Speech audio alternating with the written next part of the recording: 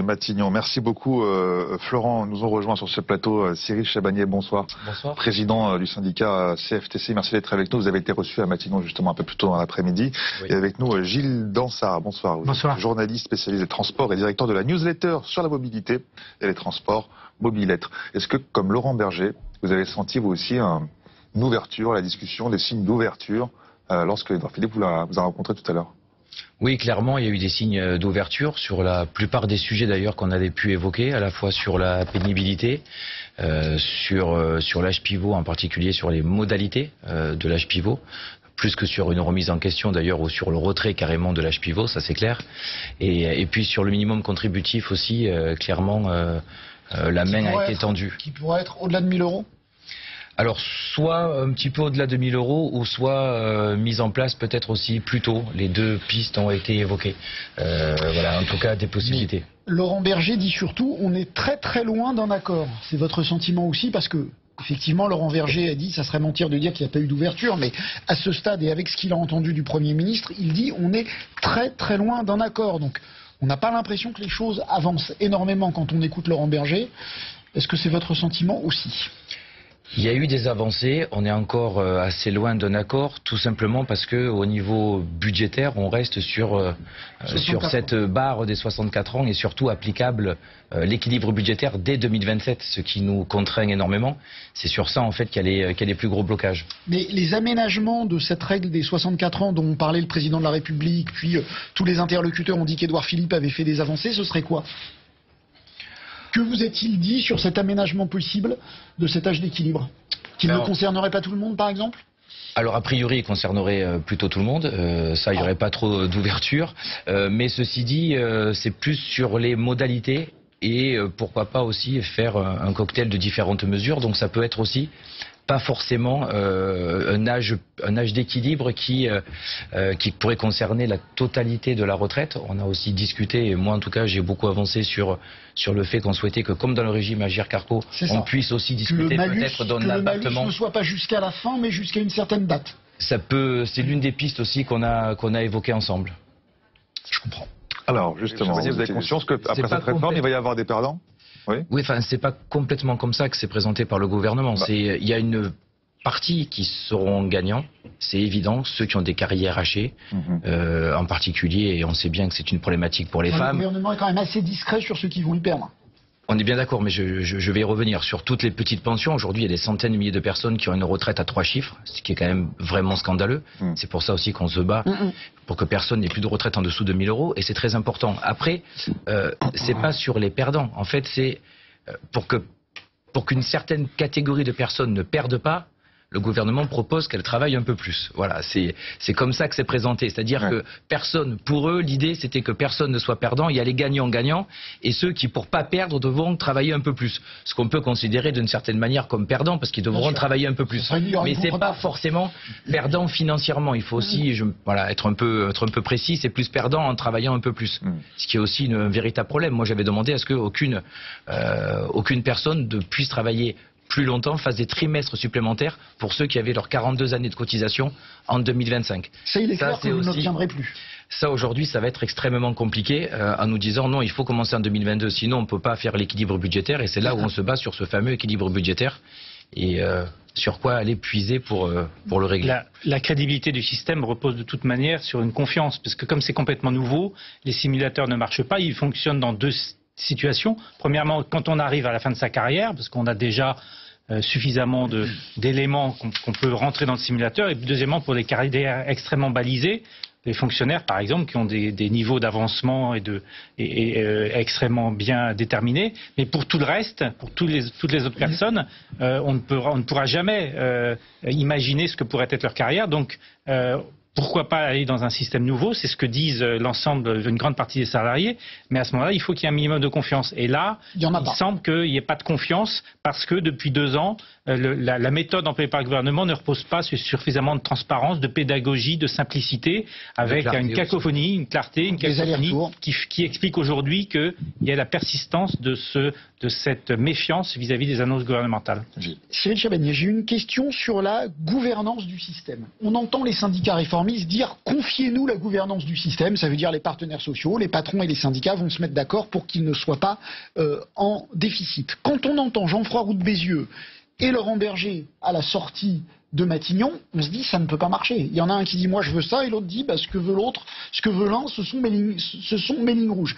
Est-ce que vous, qui faites partie de ceux qui pensaient que vous pouvez vous mettre d'accord, est-ce que vous pensez réellement que les partenaires sociaux, sans que le gouvernement mette un cap, que vous êtes capables, entre vous, d'assurer la gouvernance et l'équilibre du système ? Oui, je le pense. On l'a démontré. Alors c'est fréquent qu'on parte de loin au niveau des divergences. Mais quand on a dû justement faire la réforme du système Agirc-Arrco, avec justement la mise en place de cet abattement, on est parti de très très loin. Également, il y a eu des négociations qui ont été extrêmement longues, extrêmement dures. Mais elles ont abouti. Beaucoup d'ailleurs pensaient qu'elles n'aboutiraient pas, étaient pessimistes, un peu comme vous venez de le présenter. Ça a abouti. Après, c'est pas choquant en soi que le gouvernement fixe certaines lignes et certaines directions. Ça, c'est pas choquant. Parce que c'est le gouvernement, justement. C'est le gouvernement. Donc, moi, jusqu'à là, je ne reproche pas ça. Ce qu'on reprochait la dernière fois lors de la présentation du Premier ministre, c'est que c'était pas simplement une ligne ou un objectif qui était fixé. C'est que tout était bouclé. On savait à quel âge, enfin, à quelle année on commençait, quelle année on devait terminer, on connaissait le montant de la décote, le montant de la surcote, on connaissait le nombre de trimestres qu'on devait faire en plus ou pas. Voilà, tout était ficelé. Donc là, il n'y a plus rien à négocier. Il n'y avait plus rien. Moi, je veux bien qu'on me donne la main, mais si on me donne la main avec rien à manger, ça me sert à rien. Voilà, donc c'était ça la problématique. Après, il faut pas. Voilà, moi je suis pas complètement dans un délire qui pense que le gouvernement va absolument pas se mêler ou avoir un œil sur le système. Il faut par contre qu'il nous laisse la main. Quand par exemple Geoffroy Roux de Bézieux dit l'augmentation des cotisations c'est une ligne rouge absolue, vous pensez qu'il y a une part de bluff et que par exemple après des mois de négociations, il serait capable d'accepter une augmentation de cotisation minime, circonstanciée ? Ça va être compliqué, je ne suis pas sûr qu'il accepte même une augmentation minime, et en tout cas il ne pourra l'accepter que si nous les partenaires sociaux de notre côté on augmente aussi et on accepte une augmentation de la cotisation côté salarié.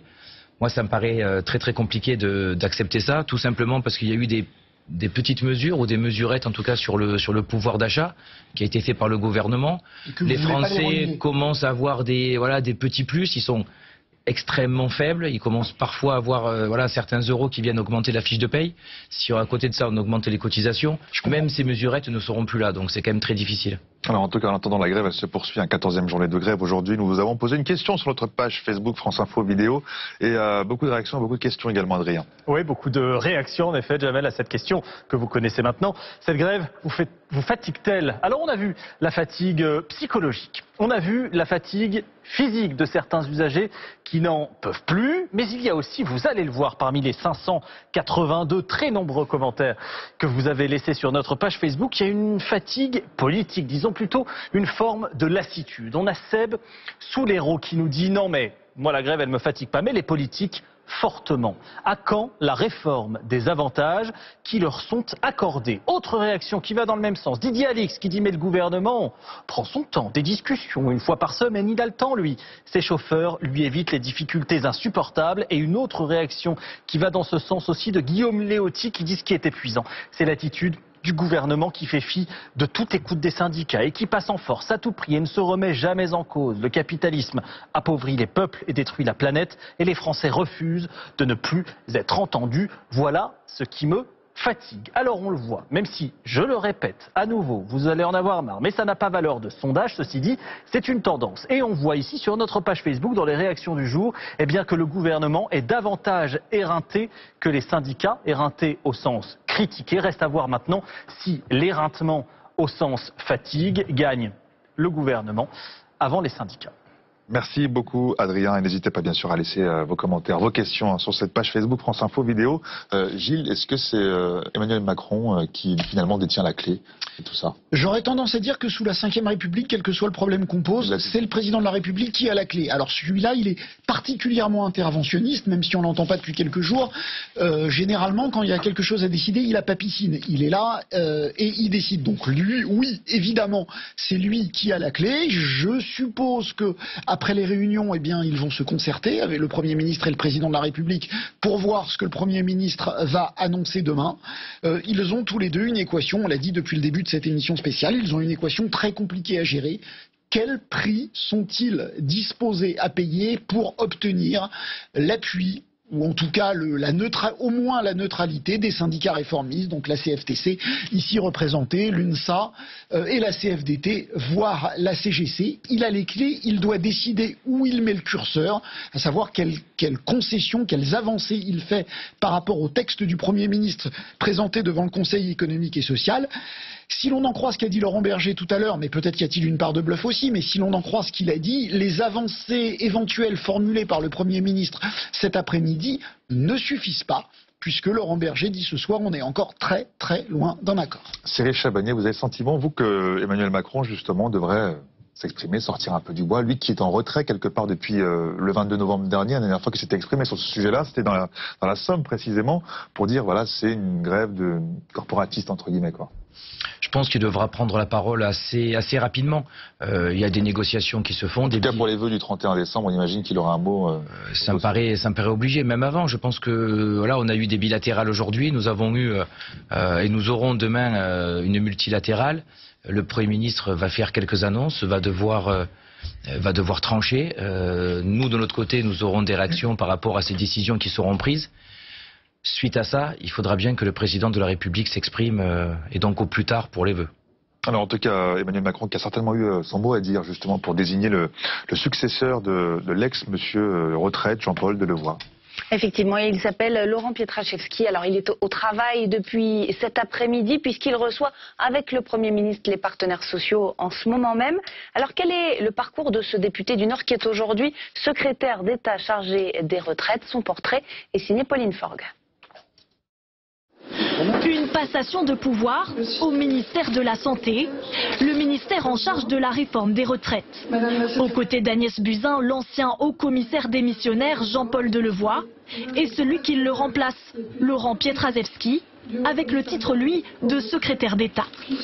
Tu maîtrises le dossier, tu connais le dossier et tu connais aussi la réaction des citoyens sur le terrain.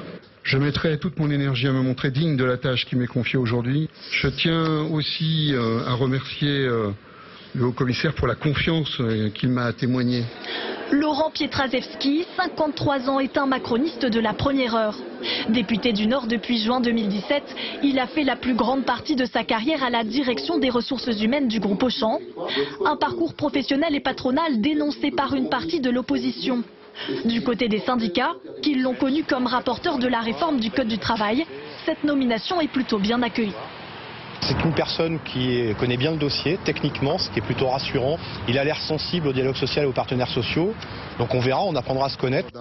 Dans sa déclaration d'intérêt pour 2019, il indique avoir perçu 71 872 € de son ancien employeur. Une somme qui correspond, selon son cabinet, à ses indemnités après son licenciement d'Auchan. Gilles, pourquoi ce choix de Laurent Pietraszewski ?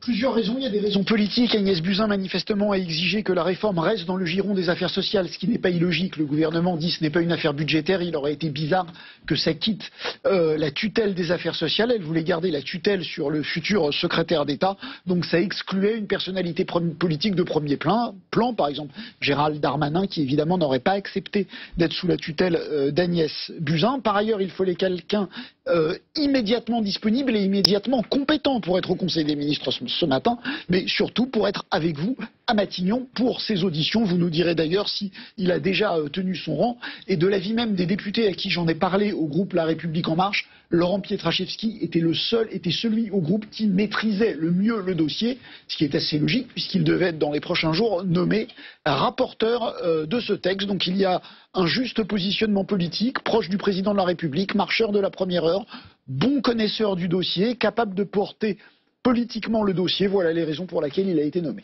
Vous l'avez ressenti, Cyril Chabagnier, justement la maîtrise du dossier et l'ouverture, le dialogue? Alors, on connaît sa maîtrise et son ouverture sur le dialogue, donc on voit que... Vous la confirmez, cette maîtrise du dossier, de sa part? Oui, clairement. C'est quelqu'un qui il sait de quoi il parle, quelqu'un qui a une bonne technicité sur le dossier des retraites, quelqu'un qui aime le dialogue social et qui est respectueux des partenaires sociaux. On retrouve un petit peu d'ailleurs les qualités de Jean-Paul Delevoye, et c'est très bien ainsi. Ensuite, aujourd'hui, aujourd'hui on n'a pas pu le voir parce qu'il était dans une position un petit peu d'attente, c'est normal, c'était son premier jour, donc il ne s'est pas exprimé lors des bilatérales. Il n'a pas prononcé un seul mot? Non, il s'est pas exprimé lors du bilatéral. C'était vraiment une conversation directe avec le Premier ministre. Mais on voit bien que si les négociations reprennent, et j'espère qu'elles reprendront, c'est lui évidemment qui les mènera et qui les pilotera. Et donc vous êtes plutôt satisfait de l'avoir comme interlocuteur futur? Plutôt satisfait, oui, parce que c'est très important d'avoir quelqu'un qui maîtrise le dossier. Et ils sont pas forcément légion à si bien le connaître, donc ça c'est très bien. Et puis, parce qu'on a vu toujours cette difficulté en début de mandat aussi, d'avoir quelqu'un qui aime le dialogue social et qui respecte les partenaires sociaux. On s'est souvent plaint d'être pas assez respecté ou pas être mis au centre du jeu. Aujourd'hui, on a quelqu'un qui respecte les partenaires sociaux et je pense qu'il le démontrera et ça, c'est plutôt une bonne nouvelle. Agnès Buzyn, elle maîtrise les dossiers techniques sur les retraites parce qu'elle est ministre en charge. Personne ne doute de ses capacités en tant que ministre de la Santé, comme grand médecin de santé publique. Est-ce qu'elle maîtrise les dossiers retraites? Oui, je pense qu'elle maîtrise aujourd'hui assez bien le dossier retraite. Après, évidemment, il n'y a pas la même technicité que pouvait avoir le haut-commissaire ou qu'aura le nouveau secrétaire d'État, mais c'est un peu logique. Normal, ouais. Là, ce sont des spécialistes. J'avoue qu'un peu comme vous, j'étais un petit peu inquiet au début. J'étais pas certain que la ministre maîtrise suffisamment ce dossier. Au fur et à mesure qu'on a pu la rencontrer et pouvoir faire aussi des multilatérales ou des bilatérales, on se rend compte qu'aujourd'hui, oui, je pense qu'elle a une bonne connaissance du dossier. Les syndicalistes contents de ses interlocuteurs au gouvernement, c'est pas si fréquent. Alors, si vous nous rejoignez, bien sûr, sur France Info, Édouard Philippe qui poursuit ses consultations à Matignon, le Premier ministre qui reçoit donc à nouveau les syndicats aujourd'hui et demain pour tenter de trouver une porte de sortie à la crise sous la menace donc de nouveaux blocages dans les transports pendant les fêtes. Vous avez été reçu justement tout à l'heure, vous Cyril Chabagnier, Arnaud Moreau est avec nous. Bonsoir Arnaud, quelles sont les positions des uns et des autres? Les syndicats sont, c'est un peu simpliste de le présenter comme ça, mais ils sont néanmoins rangés en deux catégories. D'un côté, les syndicats dits contestataires, vous le voyez, la CGT, EFO et Sud, avec donc ce principe, ils sont contre le principe d'une retraite à points et ils souhaitent son retrait purement et simplement. Je vous propose d'ailleurs d'écouter à ce sujet, pour la CGT, Philippe Martinez, alors qu'il sortait de son entretien avec le Premier ministre tout à l'heure. On n'a pas changé. On demande le retrait et de renégocier l'amélioration du système actuel. Mais on est vraiment... C'est deux conceptions de la protection sociale qui s'affrontent. Vraiment, c'est des choix de société. Eux, ils veulent que le budget accordé à la santé, à la retraite et tout ce qui concerne la protection sociale ne bouge pas parce que il faut réduire les dépenses. Et nous, on pense qu'il y a de quoi alimenter le financement de la protection sociale. Voilà, c'était Philippe Martinez et j'allais dire, face à ce camp plus ou moins des contestataires entre guillemets, il y a ceux que l'on appelle les réformistes, là aussi entre guillemets, avec la CFDT, l'UNSA ou encore la CFTC. Alors s'il y a bien sûr des points d'accord, il y a aussi des divergences parce que là, ces syndicats sont favorables dans l'ensemble à un régime universel par points, mais opposés à l'âge d'équilibre, le fameux âge pivot à 64 ans. Et je vous propose d'écouter ce que dit à ce sujet Laurent Berger, pour la CFDT, il vient de s'exprimer à la sortie de son entretien avec le Premier ministre également. Nous avons redit que nous ne voulions pas de cette mesure. Nous avons redit que la CFDT n'a jamais été une organisation qui se moquait de la question de l'équilibre financier des régimes de retraite, comme l'ensemble des régimes sociaux d'ailleurs, mais que ce n'était pas par une mesure aveugle que constitue l'âge d'équilibre qu'on y parvenait. Berger qui est contre cet âge pivot car il souhaite que les salariés qui ont entre guillemets payé leur part, qui ont travaillé très longtemps, puissent partir sans qu'il y ait cet âge pivot de 64 ans. Les syndicats en ordre dispersés hier dans la manifestation, vont-ils trouver des points d'accord? Ça sera l'enjeu de ces prochains jours. En tout cas, hier, Laurent Berger est parti et resté seulement 30 minutes dans la manifestation. Un acte politique pour certains qui estiment qu'il a un peu fui la manifestation. Réponse donc dans les prochains jours pour savoir si ces syndicats arriveront à se mettre d'accord. Merci infiniment Arnaud Moreau pour toutes ces précisions et donc les consultations qui vont se poursuivre dans la soirée. Gilles. Alors on sent qu'il y a évidemment deux blocs, enfin on a senti les deux blocs se renforcer aujourd'hui. Le bloc contestataire, Yves Verrier n'est pas encore passé, mais avec Philippe Martinez c'était clair. Et puis vous, le bloc réformiste, est-ce que ce bloc réformiste est totalement unanime? Demain, après le discours du Premier ministre, comment ça va se passer? Vous allez vous voir, vous allez discuter d'une position commune ou ça sera chacun sa position? Non, nous avons déjà fait des déclarations communes. L'appel à la manifestation était forcément commune. Donc aujourd'hui, on se parle fréquemment. Il faudra qu'on se parle d'ailleurs suite. Alors je ne sais pas si ça sera tout de suite après l'intervention et la multilatérale ou un petit peu plus tard, mais on a besoin de se parler fréquemment. Donc, Laurent Berger, vous, Laurent Escure et moi-même, vous parlerez pour. On se parlera pour savoir si on continue à faire des appels à des manifestations, à des mouvements, ou en tout cas des actions, peut-être des actions qui seront nouvelles ou à définir. On va se voir, se contacter et se mettre d'accord sur des futures actions ou pas. Après, on a chacun aussi... Mais vous ne pouvez pas nous dire si c'est demain soir directement, enfin vous n'avez pas une idée de timing? On aura des contacts, je pense, demain soir. Oui, on aura des contacts demain soir. Après, on a aussi chacun nos spécificités, c'est normal, mais on arrive à se retrouver sur une philosophie quand même commune. Et d'ici demain soir, bien sûr, la grève, elle va se poursuivre. Elle s'est poursuivie aujourd'hui. 14e journée de grève. Lucie, les difficultés, on les a ressenties à Paris, bien sûr, mais pas seulement. Effectivement, elles se ressentent sur tout le territoire pour les usagers qui pâtissent, notamment de la grève des transports ferroviaires. On va aller dans le nord de la France, à Lille, précisément. Pourquoi? Pour voir comment ça s'est passé aujourd'hui. Vous allez le voir, les déplacements sont encore très difficiles. Yann Fossurier. Avec seulement 3 TER sur 10 en circulation, mieux valait être à l'heure ce matin à la gare Lille-Flandre. Après 14 jours de grève sur le réseau SNCF, les usagers ont appris à s'adapter. Mais ce n'est toujours pas évident pour aller travailler. Là ça va un petit peu mieux, mais bon, les semaines précédentes ça a été très compliqué. Donc après on s'adapte, on fait comme on peut. C'est vrai que c'est pas évident. Et puis on voit aussi avec les supérieurs hiérarchiques aussi, ça se passe plutôt bien. Mais bon, est-ce que ça va durer? Je suis pas certaine. La fatigue se ressent particulièrement chez les voyageurs qui effectuent des allers-retours quotidiens ou hebdomadaires entre Lille et Paris. Ce matin encore, seul un TGV sur 3 roulait. Et hier, j'ai calculé, j'ai fait la valeur de 15 km à pied. Et ce matin, pareil, pour aller à la gare du Nord et venir à Lille, travailler. Et il faut finir plus tôt, on l'apprend, parce qu'après, il n'y a pas de TGV ce soir pour rentrer, sinon. Fatigué? Oui, très fatigué. Tout le monde est épuisé à Paris parce qu'on ne peut pas se déplacer, enfin, on doit tout faire à pied. Pour autant, malgré ces 2 semaines de perturbations, certains passagers restent solidaires avec les grévistes mobilisés contre la réforme des retraites. Moi je suis enseignante, on déplace certains cours, on s'adapte, oui. Et comme je soutiens le mouvement, même si c'est pas toujours facile, voilà, on y croit. On comprend pourquoi il y a des grèves, donc on aimerait bien que le gouvernement négocie rapidement. Ce matin, les syndicats de cheminots ont voté une nouvelle fois la reconduite du mouvement. Selon eux, 2 conducteurs de train sur 3 étaient en grève hier dans la région, ainsi que la moitié des contrôleurs. Des chiffres en légère diminution. Et on va faire un point à présent, Jamel, sur les prévisions pour les transports demain. Pas vraiment d'amélioration. En tout cas, elles sont très légères. 6 lignes de métro resteront fermées en Ile-de-France contre 8 aujourd'hui. Un trafic encore perturbé avec un RER A sur 2, un RER B sur 3 et seulement 60% du trafic de bus contre 50 aujourd'hui. Du côté de la SNCF aussi, grosse perturbation, 2 TGV sur 5 seulement en circulation, un Transilien sur 4, 4 TER sur 10 qui seront d'ailleurs plutôt remplacés par des bus. Et puis il y aura un Intercité sur 6 en circulation. À savoir aussi qu'une annonce a été faite de la part de la SNCF concernant le service d'accompagnement des enfants qui voyagent seuls. Service qui sera supprimé entre le 20 et le 24 décembre pendant les fêtes donc. Et ça concerne cela 6000 enfants. Merci beaucoup Lucie pour ces prévisions. Gilles Dansard, on a du mal à se représenter finalement, de mettre en perspective ce chiffre, 6000 enfants qui ne vont pas pouvoir justement voyager seuls. Donc ça veut dire ne pas pouvoir rejoindre un parent, des parents, des grands-parents pour les fêtes de Noël.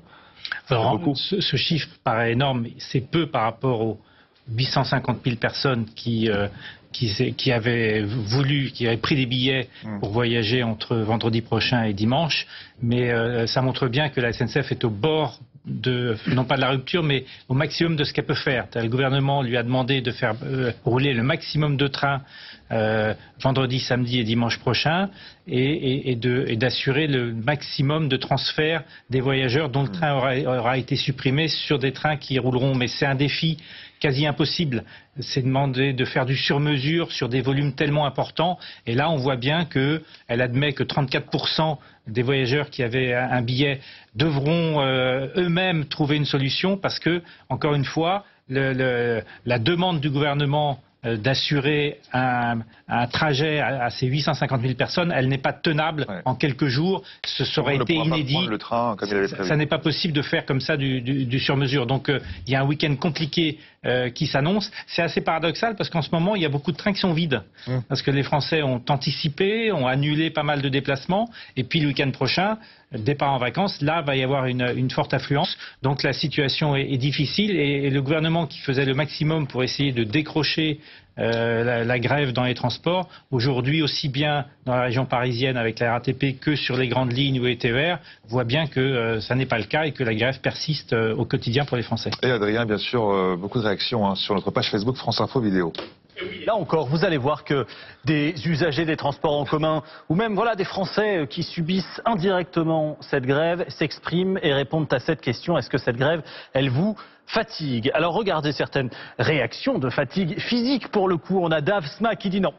Moi, tranquille, je marche et ça fait du bien. Et ce qui est sûr, c'est que ça fait rire tout le monde. Et c'est vrai qu'on peut aussi trouver un peu d'humour dans cette morosité sociale. On a Marie-Régia Corté qui dit moi énormément pour le coup sur la fatigue.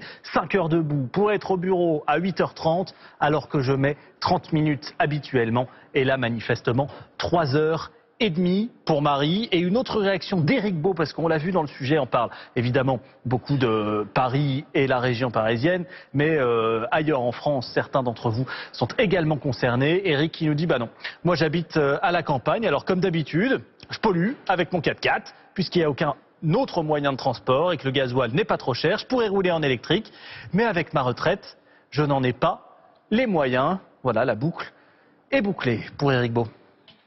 Merci beaucoup Adrien pour toutes ces réactions. Vous pouvez toujours en laisser sur notre page Facebook, France Info, vidéo. On le reprécise, bien sûr, Édouard Philippe qui poursuit ses consultations à Matignon, évidemment. Alors Gilles, est-ce qu'il faut espérer un dénouement de cette crise d'ici demain soir ou on rêve quand on dit ça? Un dénouement de la crise d'ici demain soir, je crois ça assez peu probable. On verra. Monsieur Chabagnier nous dit que les syndicats réformistes se réuniront pour une position commune, mais on sent bien déjà que Laurent Berger n'aura pas entièrement satisfaction. Il n'aura pas sa suppression de l'âge légal. Donc on verra comment réagiront les syndicats réformistes.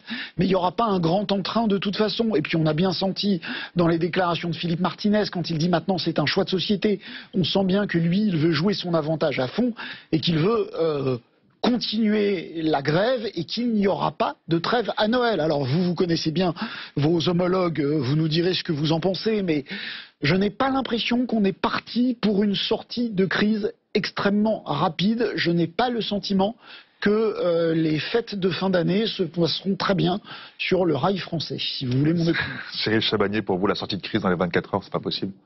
Ça me paraît très difficile. Il y a trop encore de différences et en particulier sur ce problème d'équilibre budgétaire. Je pense que la volonté qu'on a, c'est de réussir plutôt à se mettre d'accord sur une méthode de travail pour pouvoir continuer à négocier, continuer à avancer et de pouvoir trouver une solution de sortie. Mais cette solution, on l'aura pas demain soir, ça me paraît pas possible. Alors, le président de la Confédération des commerçants de France a noté pour le mois de décembre, justement, une baisse de 45% de fréquentation dans le domaine de l'hôtellerie et la restauration en Ile-de-France. Et la grève en est aussi la conséquence, Adrien. La grève en est la conséquence, Jamel, et on parle de Paris, de la région parisienne, de cette grève qui impacte les franciliens. Mais à Paris, il n'y a pas que des gens qui vont travailler et qui utilisent le métro. Il y a aussi beaucoup de touristes qui sont là en vacances pour découvrir la belle ville lumière. Et sur ce point-là, je peux vous dire que les touristes, eh bien, ils ne sont pas déçus du voyage en ce moment et on est allé à leur rencontre. Justement, on est allé sur la plus belle avenue du monde, les Champs-Élysées. On était sûr de trouver quelques touristes et c'est Naoufel El Kawafi qui leur a tendu son micro. هدوء في الصباح الباكر بالعاصمة الفرنسية باريس ولكنه هدوء مؤقت يعقبه صوت ضوضاء ازدحامات وسائل النقل المليئة بالركاب الذاهبين لأعمالهم. La France a de nouveau été paralysée par le mouvement de grève contre la réforme du système des retraites. Paris is literally burning. Massive protests over pension reform. Plus d'1 million de manifestants étaient dans les rues ce jeudi en France. هي المظاهرات الثالثة في أقل من أسبوعين. الشارع هنا هو الفيصل بين الحكومة والنقابات الفرنسية. The French have mobilized 6,000 police and gendarmes across the country, units like this one right here behind me. Schauen wir mal auf die Situation, um die es geht. Das gesetzliche Renteneintrittsalter in Frankreich liegt in der Regel bei 62 Jahren. Viele privilegierte Berufsstände gehen sogar schon mit 50 in den Ruhestand. Sind sich die Franzosen eigentlich bewusst, in was für einer komfortablen Situation sie da leben? Emmanuel Macron is trying to push through very controversial, though much needed, pension reforms. And the reality is that the public sector unions in France are simply unwilling to make any concessions. La question que tous les Français se posent, cette réforme est-elle nécessaire? Alors, cette réforme n'est pas nécessaire ni justifiée. On voit qu'elle n'est pas nécessaire d'un point de vue, par exemple, du déficit du système de retraite. Ce déficit est très largement artificiel. So, for example, France spends $8 billion a year funding the pensions of railway workers who retire at the age of 55 on average, and this is absolutely unsustainable. So Macron is actually right in this case to be pushing for pension reform. Die Franzosen würden sagen, denke ich mal, oder die meisten, die Rentenversicherung in Frankreich gehört zu den sozialen Errungenschaften. Und daran sollte man tunlichst nicht Hand anlegen. Kein Präsident sollte das tun. Die meisten haben es versucht in den letzten Jahrzehnten. Und man ist so peu à peu vorangekommen. Alors, pardonnez-nous pour cette petite inversion de sujet. Ce ne sont pas les réactions des touristes en France que vous venez d'entendre, mais les réactions de la presse internationale. Et vous avez pu voir à quel point, eh bien, évidemment, les médias du monde entier traitent cette mobilisation en France. Et je conclurai cette petite séquence en vous montrant cet article du Los Angeles Times, journal américain, évidemment, qui parle des Français en ces termes-là, dit que nous bénéficions, eh bien, de soins de santé gratuits, d'écoles, d'universités gratuites, de 6 semaines de vacances, de la Sécu, et qui s'étonne donc que notre pays soit toujours en feu avec ce titre. Si on clique sur l'article, approchez-vous, vous allez le voir, les misérables. Voilà comment le Los Angeles Times nous qualifie, nous, grévistes. Merci infiniment, Adrien. Il nous reste moins d'une minute, Cyril Chabagnier. Vous qui avez rencontré justement pendant plus d'une heure le Premier ministre Édouard Philippe à Matignon, comment vous sentez les choses là, pour les jours qui viennent? Est-ce que c'est de bon augure ou ça sent pas très bon?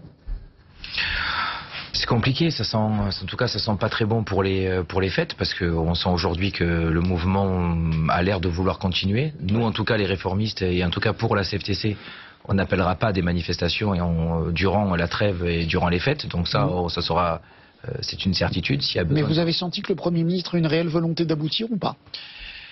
Il a en tout cas une volonté d'ouverture, c'est sûr, je pense, d'aboutir, mais nous aussi on a envie d'aboutir parce qu'on défend la réforme universelle par points. Après on a des difficultés sur les modalités. Il y a des choses qui ne nous conviennent pas, mais on veut que cette réforme aboutisse. Je pense qu'un régime universel par points est plus juste et plus équitable. Et clairement le problème c'est le financement. Mais clairement le problème c'est le financement. Merci. Merci infiniment Cyril Chabagnier, président de la CFTC, d'avoir été avec nous sur France Info. Merci beaucoup Gilles. C'est la fin de ce 17-20.